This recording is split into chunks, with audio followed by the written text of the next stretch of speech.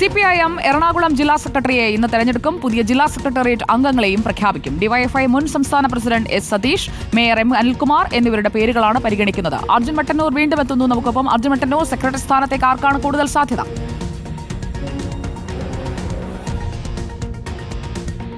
സുജയ, അല്പസമയത്തിനകം തന്നെ എറണാകുളത്തെ CPMന്റെ പുതിയ ജില്ലാ സെക്രട്ടറിയെ നമുക്കറിയാൻ കഴിയും. ഇപ്പോൾ സംസ്ഥാന സെക്രട്ടറി MV ഗോവിന്ദൻ പങ്കെടുക്കുന്ന ജില്ലാ കമ്മിറ്റി യോഗം കലൂരിൽ ചേർന്നുകൊണ്ടിരിക്കുകയാണ്. ഇതിൽ ഏറ്റവും പ്രധാനപ്പെട്ട കാര്യം, നേരത്തെ ഉണ്ടായിരുന്ന ജില്ലാ സെക്രട്ടറി CN മോഹനൻ സംസ്ഥാന സെക്രട്ടേറിയറ്റിലേക്ക് തിരഞ്ഞെടുക്കപ്പെട്ടതിന് പിന്നാലെയാണ് ഇവിടെ പുതിയ ജില്ലാ സെക്രട്ടറിയെ തിരഞ്ഞെടുക്കേണ്ട സാഹചര്യമുണ്ടായത്. നിലവിൽ ഏറ്റവും സാധ്യത DYFയുടെ മുൻ സംസ്ഥാന പ്രസിഡന്റും അതോടൊപ്പം തന്നെ യുവജന ബോർഡ് വൈസ് ചെയർമാനുമായ S സതീഷിനാണ്. അദ്ദേഹം കോതമംഗലം സ്വദേശിയാണ്. മാത്രമല്ല എറണാകുളം ജില്ല പ്രത്യേകിച്ച് മെട്രോ നഗരം അടക്കം ഉൾക്കൊള്ളുന്ന സ്ഥലമാണ്. അതുകൊണ്ട് തന്നെ ഇവിടെ ഒരു യുവ മുഖം വരാൻ തന്നെയാണ് സാധ്യത. അതോടൊപ്പം തന്നെ നിലവിലെ കൊച്ചി മേയറായ M അനിൽകുമാറിൻ്റെ പേരും പരിഗണനയിലുണ്ട്. ഇരുവരും സംസ്ഥാന കമ്മിറ്റി അംഗങ്ങളുമാണ്. അതോടൊപ്പം തന്നെ മറ്റ് ചില പേരുകൾ കൂടി സജീവമായി പരിഗണിക്കുന്നുണ്ട്. ഇത് CATU ജില്ലാ പ്രസിഡന്റായ ജോൺ ഫെർണാണ്ടസ്, അതോടൊപ്പം തന്നെ